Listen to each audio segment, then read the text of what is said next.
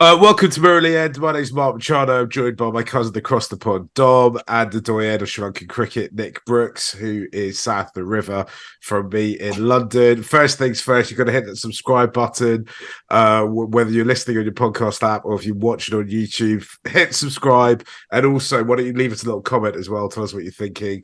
If you love the content, tell us. If you hate the content, maybe don't say that. Maybe just, I don't know, leave your last delivery order or something.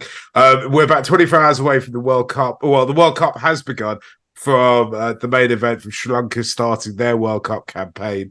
It's been a kind of grueling few weeks to get here from a Sri Lankan perspective. But I think let's start by, sometimes these shows end up being a kind of little bit group therapy. Let's go around the group and kind of get a sense of how we all feel at this point. Nick, how are you feeling with just hours to go before we start our campaign against South Africa? Hey, Marky. Hey, Dom. Yeah, I'm feeling okay. I have a little bit of pessimism, a bit of worries about Saturday. For some reason, the closer we get to the game, the kind of worse I'm feeling about Sri Lanka's prospects. But I keep reminding myself that South Africa, they're daunting, but they're not perfect. I think there's weaknesses in that side. So I'm hoping to be pleasantly surprised come Saturday. And Dom, how are you feeling? I think you've made a pilgrimage to your parents' house. Want to be close to family. This could be an emotional time for Sri Lanka Exactly. fans. They would be too stretched out across the country, right? Yeah. About to eat some good Sri Lankan food at home. Comfort is what I'm looking for. But certainly, I would say if I had to sum it up, I feel anxious and ready for it to start. I think there are so many questions going around about this team right now that we just want to see what they do. And that's how I feel. We can think about it and I can have reasons for being pessimistic or optimistic, but I just really want it to start and I want to see what happens. And then we can go from there because I think one of the things that's often forgotten is there's a reason why they play the games. I think people have been quick to write in their final four. And we saw already today, it may not be as easy as people think. We're recording this podcast. It's the middle of the night in Sri Lanka. It's 9:30 or just gone 9:30 in London. I think it's the afternoon in North America.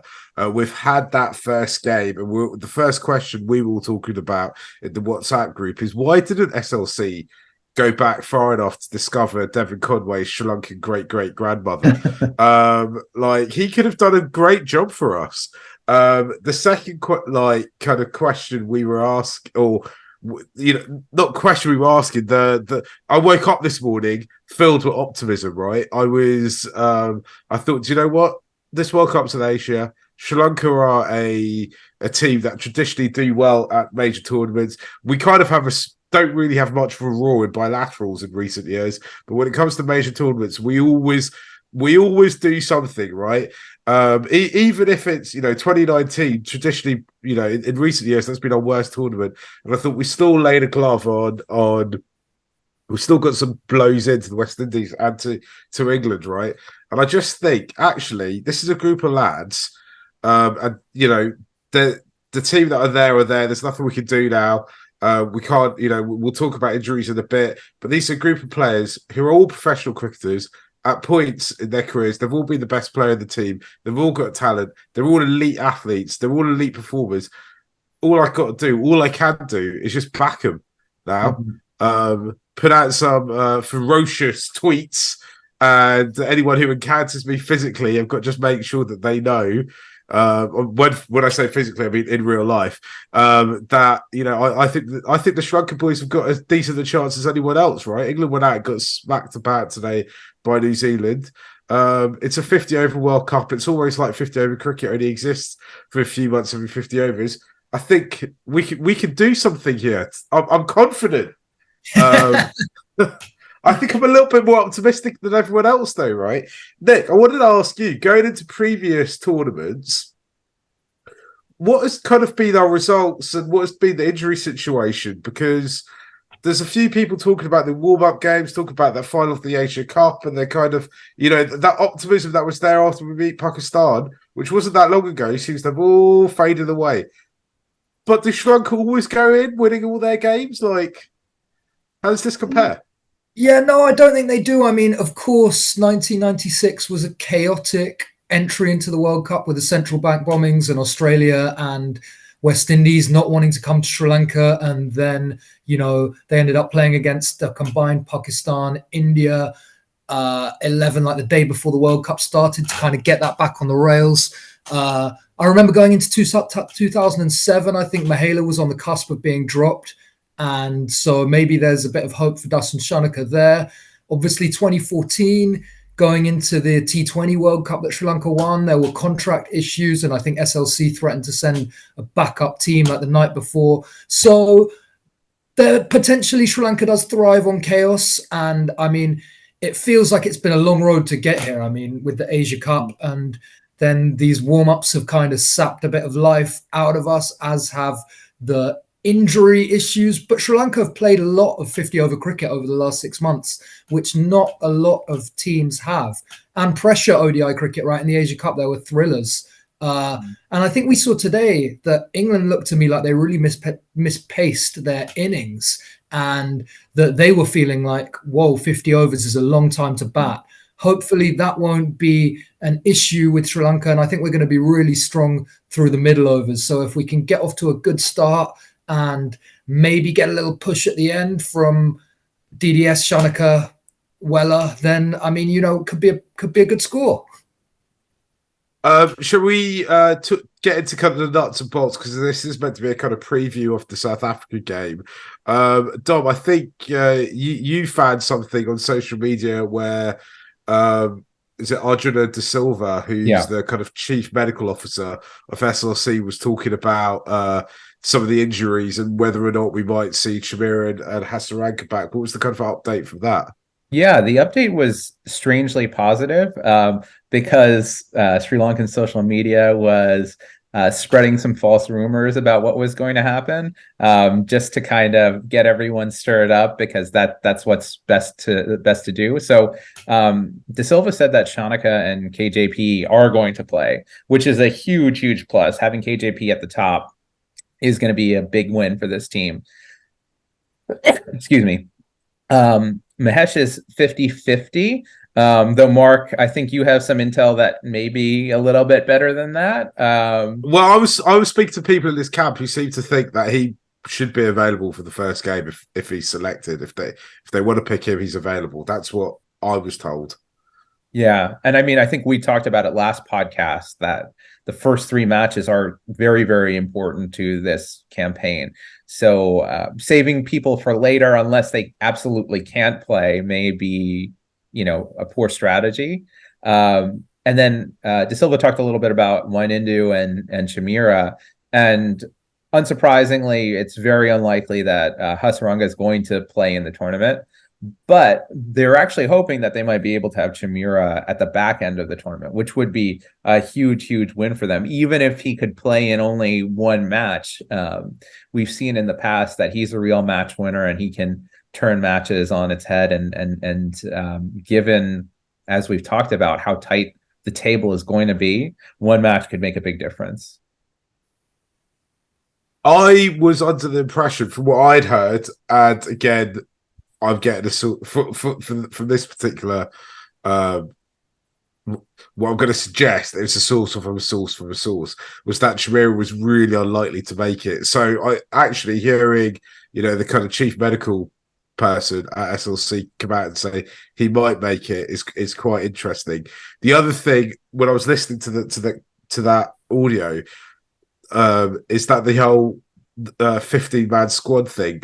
SLC's intend to fully make a total mockery out of that, right? And I'll be honest, we always talk about Sri Lanka win things when they're innovative, and if that's what needs to be done, that's what needs to be done, right, Nick?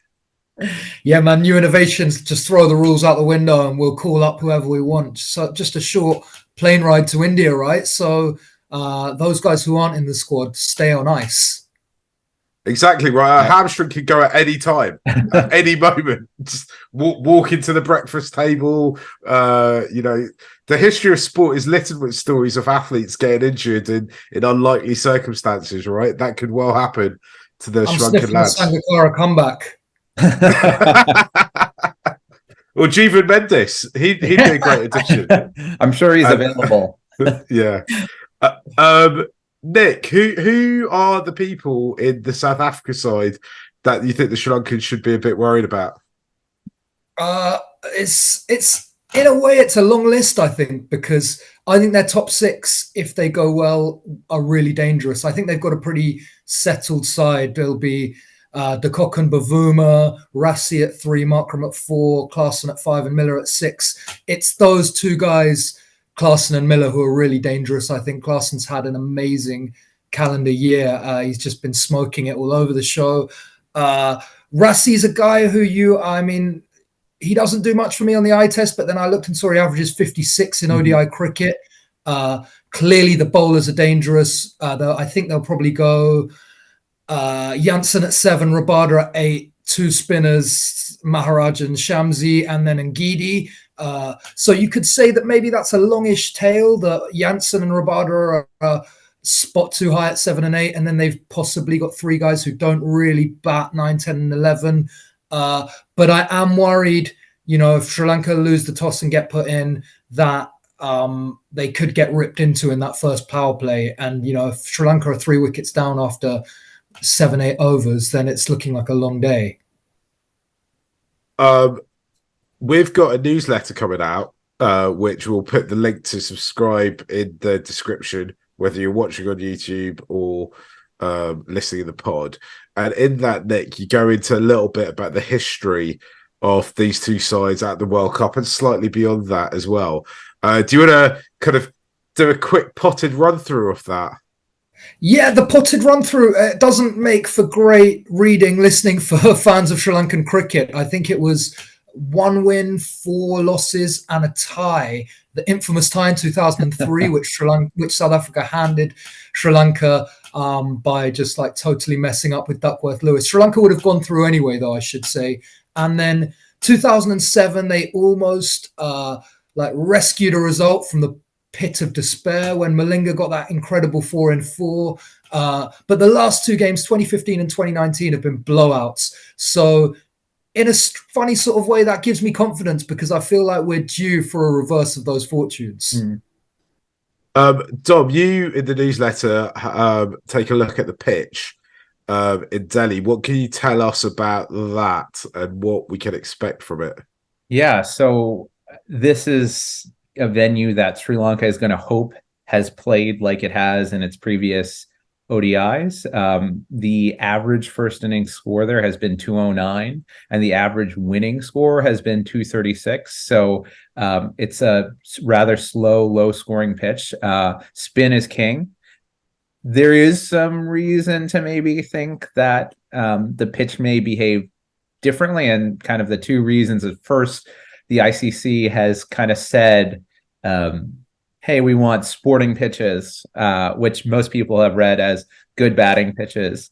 So we'll see what gets prepared tomorrow. And then the IPL scores and List A scores have suggested that there are a bit more runs in the Delhi pitch than the latest ODIs have tended to suggest, because I think they've played maybe 5 ODIs there in the last 10 years. But if we want to hold out hope for that slow, low pitch, the last ODI that was contested here was, I think, in October 2022 between South Africa and India. And South Africa got bowled all out for 99 on the back. I think Kuldeep Yadav took 4 for 18 or something like that. So maybe South Africa will come in a little gun shy after their experience there last year. And 2, the pitch will be slow and low, and we'll actually be able to take full advantage of it. One of the themes we've talked about since Sri Lanka started playing ODI cricket again, which was kind of in the qualifiers, has been able to bat 50 overs, right? And looking at England's performance in that opening game against New Zealand, I think one of the things they just absolutely failed at was pacing the innings, right? And being able to kind of come up with a score. It's a really weird scorecard when you look at it, because every England player got into double figures. I'm not sure if that's ever happened before, but they were probably about 60 or 70 runs short off a really good total. I'm kind of hoping that with all the experience Sri Lanka have mustered over the last few weeks and months in this kind of longer format, that some of that kind of might come through a bit. Because actually, there's been debate after the endless debate about Dimith's reselection and in the side and his inclusion in the team. But when I saw England play today, I was like, actually, this is kind of reminiscent of the problems Sri Lanka had in ODI cricket before him. And I wonder if actually, before they brought him back for the qualifiers, and I wonder if actually England could have done with a Dimith-like player at the top of the team, Nick. And if it, his selection, or not necessarily him, but having anchors in the side might be a masterstroke. Yeah, absolutely. I mean, if we're going to get flat pitches, at least through the first part of this group stage, and I thought that pitch today looked really flat, then you would think that would play into Dimuth and Patham's hands to an extent. But if it's going to be a flat pitch tournament, Sri Lanka have to be looking at scores, 300 plus and in excess, which is a little bit concerning. I was saying to Dom just before we came on air, watching Ravindra, just like a sensational innings. It was a delight, but at the same time, I was thinking who in the Sri Lanka side could play a knock like that. And I think we both said Kusal Mendis and possibly no one else at the moment. It's tough to know until we get going. But I'm torn. Guys, this is only ever meant to be a brief kind of preview of the game. Should we leave it there for today? If you've made it this far through, please do subscribe. Tell your friends. We'll be back through the tournament. And thanks for listening. We've been the Murali End. Bye.